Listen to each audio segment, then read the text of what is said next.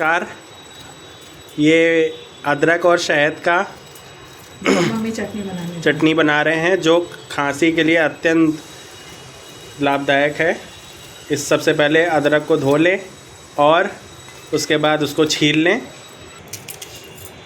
उसके बाद अदरक को काट लें, महीन टुकड़े कर लें और महीन टुकड़े कर लें जैसा कि देख रहे हैं।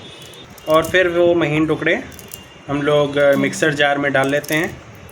हमने सारे महीन टुकड़े जार में डाल लिए हैं। अब हम इसको पीसेंगे।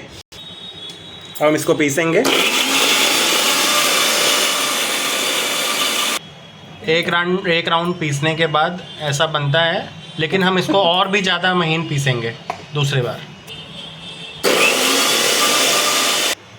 मिक्सचर पिस गया है। अब हम लोग एक कटोरी के ऊपर महीन रुमाल बिछा के इसमें डाल देंगे अदरक का महीन मिक्सचर। इसमें एक भी बूंद पानी हम लोग को मिक्स नहीं करना है, केवल अदरक का मिक्सचर रहेगा, महीन मिक्सचर।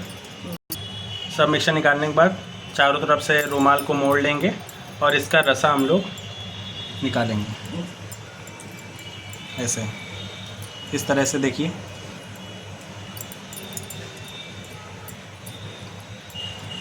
ये हमारा अदरक का रसा निकल गया है। अब हम इसमें थोड़ी सी काली मिर्च डालेंगे, बस 1 चम्मच काली मिर्च मिलाने के बाद अब हम इसको थोड़ा सा गर्म करेंगे। चलाते रहेंगे तो ये जम इसको हम चलाते रहेंगे और तब तक चम्मच से चलाएंगे जब तक कि ये गाढ़ा ना हो जाए। धीरे धीरे इसको स्टर करते रहेंगे और थोड़ा सा जब गाढ़ा होगा तब तक ही गर्म करना है इसको चलाते रहेंगे। और ये गाढ़ा हो रहा है पेस्ट।